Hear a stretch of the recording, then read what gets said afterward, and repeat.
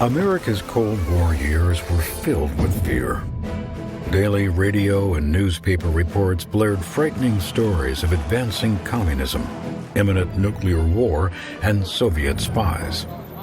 America responded with an all-out offensive against communist infiltration. The growing menace of communism arouses the House of Representatives Un-American Activities Committee. Among the well-informed witnesses testifying is J. Edgar Hoover, head of the Federal Bureau of Investigation. Mr. Hoover speaks with authority on the subject. Communism in reality is not a political party. It is a way of life, an evil and malignant way of life.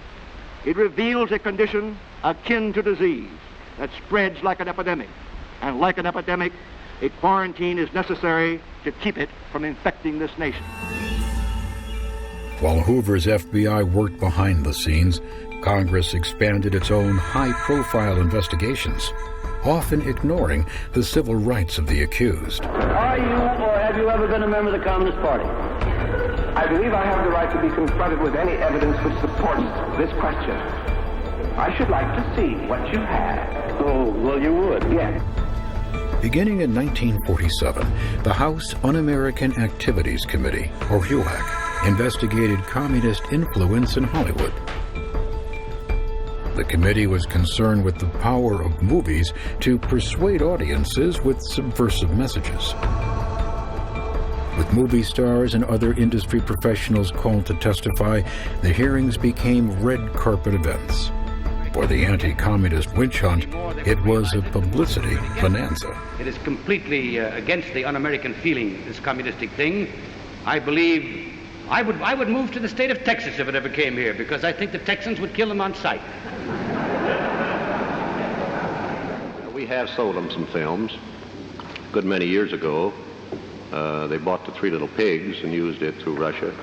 If I had my way about it, they'd all be sent back to Russia or some other unpleasant place. Most witnesses cooperated with the committee. However, a small group who became known as the Hollywood 10 refused to answer questions, citing protection under the First Amendment. Among them, screenwriter John Howard Lawson. The question is, have you ever been a member of the Communist Party?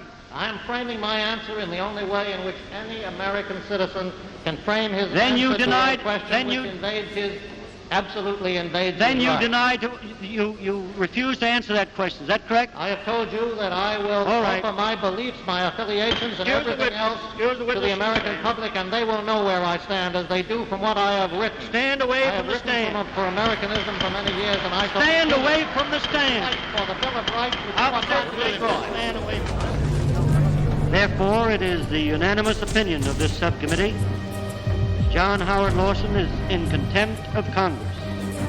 The Hollywood 10 were convicted of contempt and sent to prison. Thousands of others were blacklisted by the studios, forcing many talented movie makers into exile and obscurity. Among the friendly witnesses who testified in 1947 was a B-movie actor named Ronald Reagan.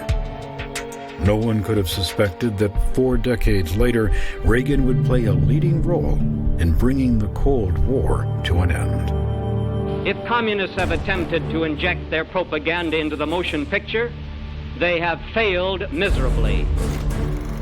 Perhaps Hollywood wasn't influenced by communists, but it was affected by the hearings.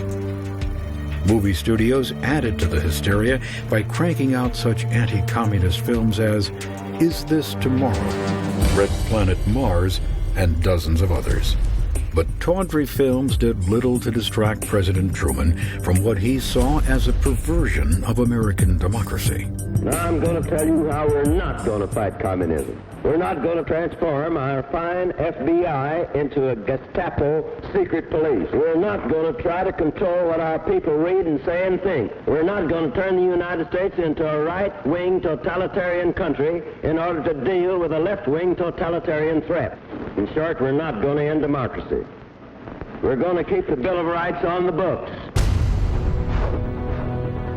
Against the president's objections, Congress passed more dubious legislation, including the Internal Security Bill of 1950, which empowered the government to take action against anyone it deemed a security risk. Truman called it the greatest danger to freedom of speech, press, and assembly since the Alien and Sedition laws of 1798.